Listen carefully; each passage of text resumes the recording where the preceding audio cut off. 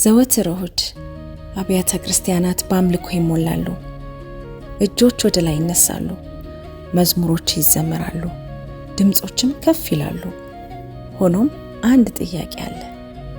ሁሉም አምልኮ በጌታ ዘንድ ተቀባይነት አለው? ጌታ አንዳንድ አምልኮዎችን የተቀበለውና ሌላውን አምልኮ የተቃወመው ለምን እንደሆነ አስባችሁ ታውቃላችሁ?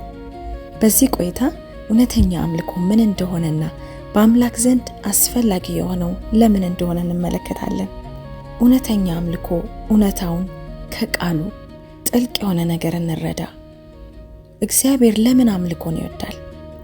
መዝሙሮቻችንን ስለሚፈልግ ነው? ድምጾቻችንን መስማት ስለሚፈልግ ነው? እግዚአብሔር ከኛ ምንም አያስፈልገውም። መጽሐፍ ቅዱስ በሐዋርያት ሥራ 17:25 እንዲህ ይላል፣ እርሱም ሕይወትንና እስትንፋስን ሁሉንም ለሁሉ ይሰጣልና አንዳች እንደሚጎድለው በሰው እጅ አይገለገልም። ታዲያ ለምን አምልኮን ይወዳል? እግዚአብሔር አምልኮ ስለሚያስፈልገው አይደለም። እሱ አስቀድሞ ንጉሥ ነው፣ አስቀድሞ ክቡር ነው፣ ቀድሞም ሙሉ ነው። እግዚአብሔር አምልኮን የሚወደው አምልኮ ልባችንን እርሱ በሚቀርብበት ቦታ ስለሚያስቀምጥ ነው። ስናመልክ እግዚአብሔር ማን እንደሆነ እንገነዘባለን። እርሱ ፈጣሪያችን ነው፣ አዳኛችን ነው፣ አቅራቢያችን ነው። እሱ አባታችን ነው። አምልኮ ለእግዚአብሔር ቸርነት ትክክለኛ ምላሽ ነው። እግዚአብሔር አምልኮን የሚወደው አምልኮ ልባችንን ስለሚገልጥ ነው። አምልኮ በመጀመሪያ ስለ መዝሙር አይደለም፣ ስለ እጅ መስጠት ነው።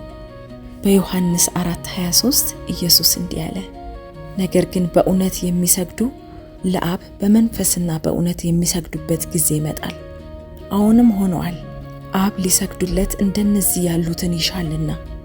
እውነተኛ አምላኪዎች አብን በመንፈስና በእውነት ያመልኩታል። በቃላት ወይም በሙዚቃ ብቻ አይደለም፣ ነገር ግን በመንፈስና በእውነት ነው። እውነተኛው አምልኮ ቅን ነው ማለት ነው። ጥልቅ ነው፣ ከውስጥ ነው። ልንዘምር እንችላለን፣ ግን አመለክን ማለት አይደለም። ዝም ብለንም ልናመልክ እንችላለን፣ ምክንያቱም አምልኮ ትርኢት ሳይሆን ግንኙነት ስለሆነ ነው። ስናመልክ የሱ መገኘት ይቀርባል። እውነተኛው አምልኮ ሕይወታችን ከቃሎቻችን ጋር ሲስማማ ነው።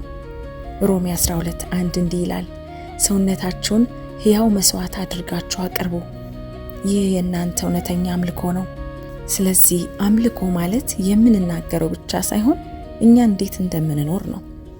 በከባድ ነገር ውስጥ እግዚአብሔርን መምረጥ ነው።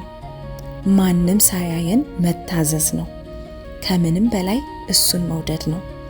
እውነተኛው አምልኮ እንዲህ ይላል፣ እግዚአብሔር ሆይ የኔ ፈቃድ ሳይሆን ያንተ ይሁን ይላል። ኢየሱስም እንኳን እንዲያመልክ ነበረ። ከመሰቀሉ በፊት የኔ ፈቃድ ሳይሆን ያንተ ይሁን አለ በሉቃስ 22:42። ያ አምልኮ ነው። ስለዚህ ዛሬ ራሳችንን እንጠይቅ። ዝም ብዬ እያዜምኩ ነው ወይስ እጄን እየሰጠው ነው?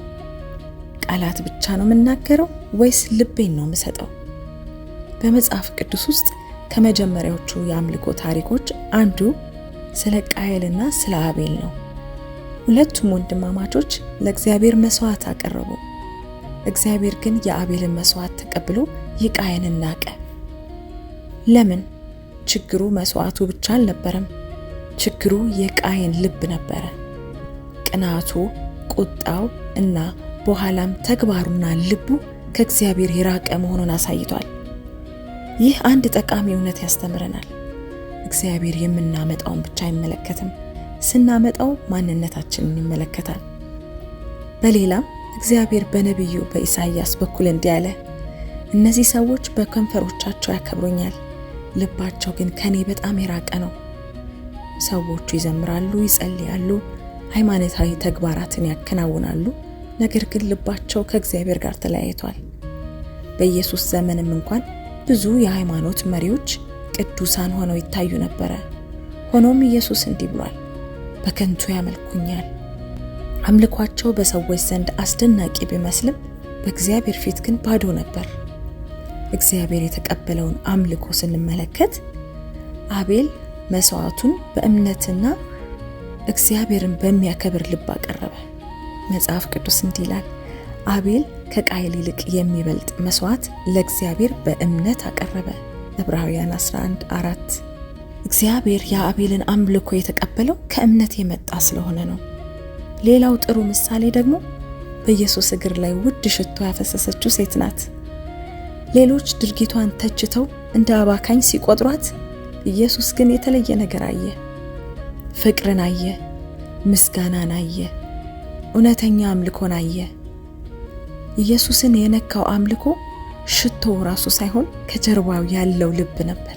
ንጉሥ ዳዊትም በፍጹም ልቡ እግዚአብሔርን አመለከ።